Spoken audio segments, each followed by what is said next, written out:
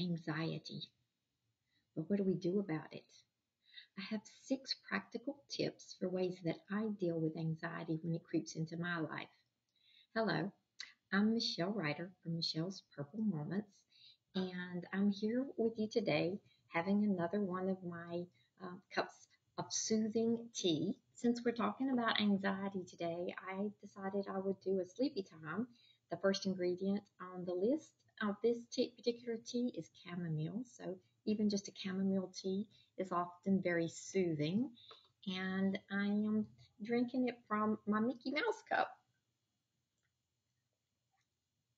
Mickey was a nickname that my father called me when I was a child, and so this is another one of my special mugs. So, on to tips for dealing with anxiety. So, I am not a medical professional, and like I said, there is something called generalized anxiety disorder that might need professional medical care, and I'm not here to talk about that. But anxiety has a way of creeping into our lives. I think of anxiety as what if run amok. Um, it's future tripping, thinking about the possibility of what if this happens and what if that happens, and it just kind of going wild in our minds. And that can happen to anyone. And so I just wanted to give you some tips of things that I do. You may have heard of some of these before, but hopefully I'll cover 1 or 2 things that you can add to your toolkit to help you with strategies to just increase your quality of life. And that's what we do here on Purple Moments. So the first thing I do, if I begin to feel some physical symptom of anxiety rising in me, is just to take 3 deep breaths. And I do it in a very particular way. I breathe in through my nose slowly to about a count of 7. Just 1, 2, 3, 4, 5, 6, 7. And then just hold it for a couple of seconds and release through my mouth to about a count of 9 or 10. So more slowly than what I inhaled my breath. And a lot of times after just 1 breath, I'm already beginning to feel a little relief. But usually I go ahead and take a couple of more deep breaths. Usually about 3 is what it works for me. Oftentimes I'm feeling better, but usually I will continue my own self-care if I'm feeling particularly anxious. And the second tip is bilateral tapping. Many of you may have heard of that as something like EFT. I just tap, tap, tap on either side of my head a few times, and then come down to my temples, tap, tap, tap a few times, go back behind my ears, tap, tap, tap a few times, work my way down to my collarbones, tap, tap, tap a few times, under my arms, tap, tap, tap, tap, tap. If I'm feeling particularly anxious, I may tap on my legs a few times, and usually I'll end it up by tapping my wrists together a few times. And then I'll start that process over again.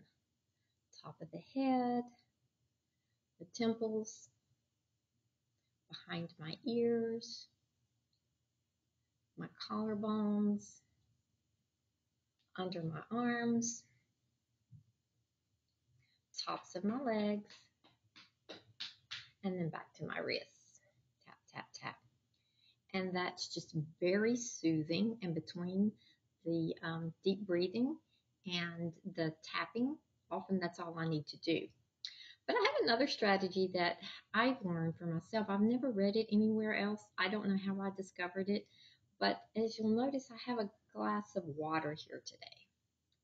And oftentimes, if I am really anxious, I can get a glass of room temperature water, and I do recommend that it's room temperature water, and just steadily drink that glass of water. So I don't sip it and I don't gulp it. I just drink and drink. So I would take a swallow, maybe swish it around in my mouth a little bit, feel it, notice how my lips feel in the glass, take another sip, and just very steadily without any rush, drink this glass of water, noticing with each sip something about the glass, the way the water feels in my mouth, the way it feels as it goes down my throat, and surprisingly, drinking a glass of water, whether it's just that I'm focusing on the water and the feel of the glass, it may be that it even hydrates me, and maybe dehydration can play a role in anxiety. I don't really have any scientific basis for that, but I do know that this has been a very helpful practice for me. So that's something you might want to try. And it's something that most of us have access to most of the time. Often people are just carrying around their sippy glasses or sippy um, drink containers and enjoying water much more freely in almost any environment these days. So just to incorporate your water into the treatment of some daily anxiety that could occur is very helpful. Another thing that I have found to be very soothing is to hum, not sing, but hum. Something about just humming creates a vibration throughout the center of my body that is very nurturing. And a lot of us are maybe sensitive. We don't feel like we can sing well. Um, Maybe we just, don't want someone to hear us. But humming seems to be even better than singing for me. We can all hum. Maybe we don't feel like that we can all sing, but we can all hum. So it doesn't have to be a particular melody. You can just make up whatever comes. It might just be a single tone, or you might just make up your own little melody. It doesn't really matter. But just humming.